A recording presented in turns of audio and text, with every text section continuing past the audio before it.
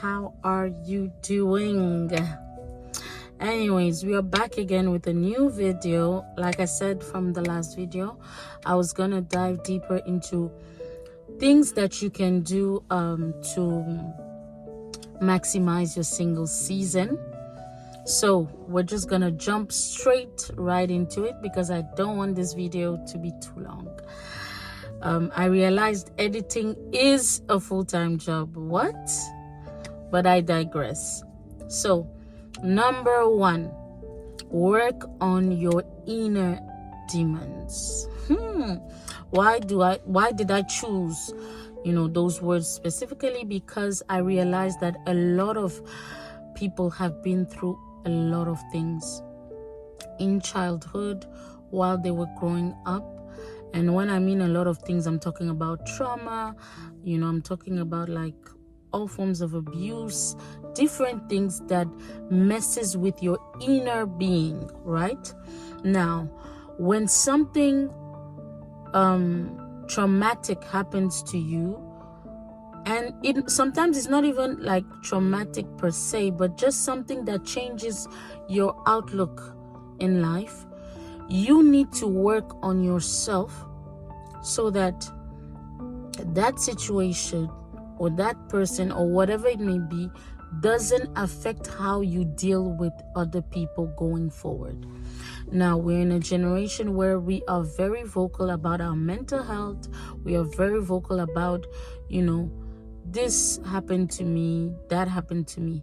But now, what are you doing about it? We talk a lot about what the issue is, but I feel like a lot of people do not take the time to actually,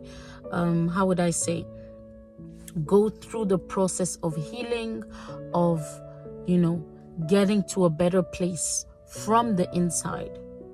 Right? Some of us even think that, no, it's fine, I'll just push it away.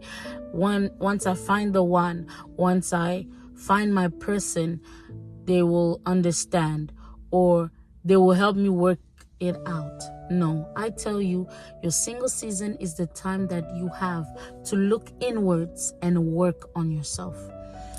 We are living in a generation where we have an overflow. When I mean overflow of information, that if you are struggling in a particular area and you're struggling in silence, you are struggling because you want to struggle. Because there are different people with different resources at every level. You might say, oh, that one is too expensive. There are the ones that you can afford.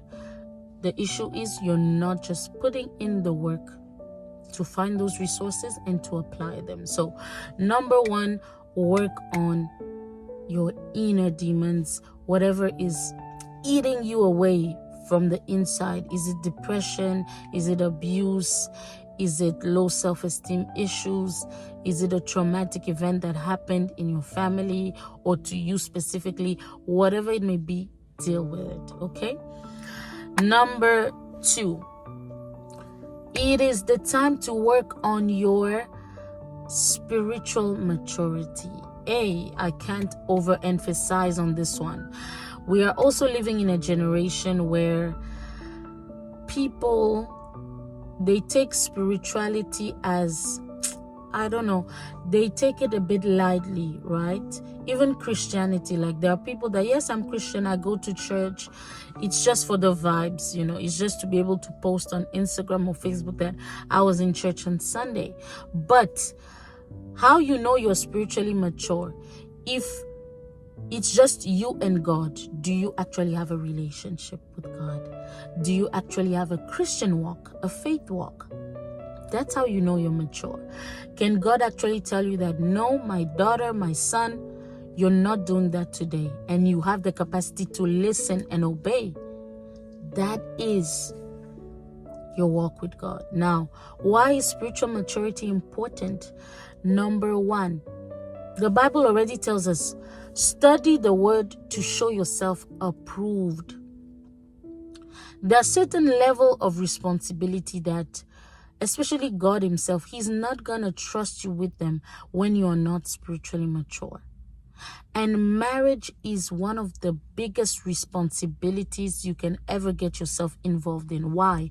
You're bringing a whole other human being into your life, into a space, into a covenant with you. Now, if you're not spiritually mature to govern your own life, what mess are you creating by bringing someone else to that? Because there are only two options here. If you're not spiritually mature and you get into a marriage, you either become a burden for your partner spiritually because they have to carry you along, or you become a partner in which you guys can accomplish goals together, overcome challenges together. Now you need to ask yourself where I'm at spiritually. Am I a burden or am I a partner? I love, there's a pastor I watch a lot when it comes to relationships, and he says you're either going to have a prayer partner or a prayer point. Now you need to ask yourself where I'm at in my spirituality. Am I a prayer point or am I a prayer partner? Right? So please, let's work on that. Your relationship with God is the center of who you are. It's from that every other thing flows. Marriage flows from that. Your career, your profession, your business flows from that. So if you are not spiritually mature, you are, like I say, you're playing games. You're playing games, right? Number 3, I want to keep this video under 10 minutes. Number 3, that's where I'm going to put all these 3 things together. So working on your purpose as a whole. Now, under purpose, we have career, we have business, we have finances, right? So, do you actually know why you're on this earth, right? God created everyone on this earth is created for a reason. You were not born by hazard. You know, even if your parents told you no, they had you by mistake. I've come to tell you today, you were not a mistake. God planned for you to be here, right? So if you're here, you need to know why you are here.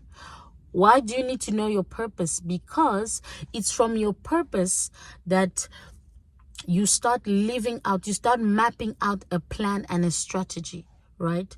God gives you the purpose, but he's not going to come down from heaven and work out the purpose for you. You have to work it out yourself. So do you know why you are on this earth? Number 1. And then once you know why you're on this earth, you need to start mapping out an actual plan. You can't tell me that, Fade, when it comes to my finances, I want to be earning so and so amount. But do you have a plan that, okay, this is what I will actually do in order for me to earn this by the end of the year, or to earn this per month? So your career, your professional life, your business, entrepreneurial activities, and your finances, they're all intertwined. Ooh, intertwined, yes. So maybe you're a career person, maybe you're an entrepreneur, maybe you're fully into ministry, and there are people that combine both, but you need to know. And then from there, you need to map out now an actual plan, a smart plan. We all know, if you're on YouTube, you know what a smart plan is, you know. It has to be specific, measurable, you know. It has to be time attainable. So all that, I'm not gonna go into smart now, but yeah, it needs to be a smart plan.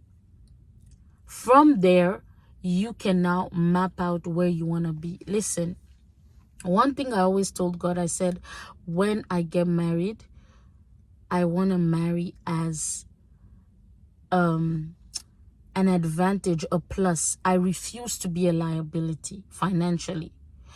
And one thing I realized about this generation, we are great in having the goals and deciding that, yes, we're going to be independent financially. We're good at that. However, a lot of us lack in actually working.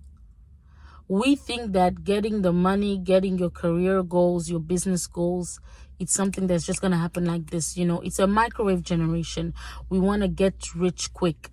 But no, steady wins the race. Even the Bible tells us that any person that does schemes to get rich quickly, they always end up in trouble. So you need to know your purpose so you can channel your life properly to ensure that, okay, I'm actually working my way to my goal. Like me, there are financial goals that I'm like, I want to be at this level when I get married. Yes, I know every person's journey is different, but I have had confirmation from God. He told me this is where I want you to be, so that when you meet your husband, you guys come together and you accomplish this. Now you need to know your journey of finances, of your career, of your business, and work actively on it. Okay, so I don't want to keep this, I don't want to make it too long, but these are practical steps. If you need like resources, maybe you're going through something traumatic, you want me to tag maybe counselors. I know a lot of Christian counselors that just comment under this video and I will tag their Instagram pages here so that you can, reach out to them. But please, if you are single, work on yourself. Don't just allow the time to pass. Don't just waste your time obsessing about when you will meet the person. No, channel your energy in becoming the best version of you, so that when you eventually meet this person, they're like, wow, where have you been all my life? Because marriage in itself will come with its own challenges. So you want to get rid of most of the baggage that you can get rid, that is in your control to get rid of while you're single, so that when you're in marriage, you and your partner can now join forces and work on, the things that will come up in life, in your daily life. So I'll see you in the next one. Please like, share, subscribe if you learned something, and share it with someone. God bless you. I'll see you in the next one.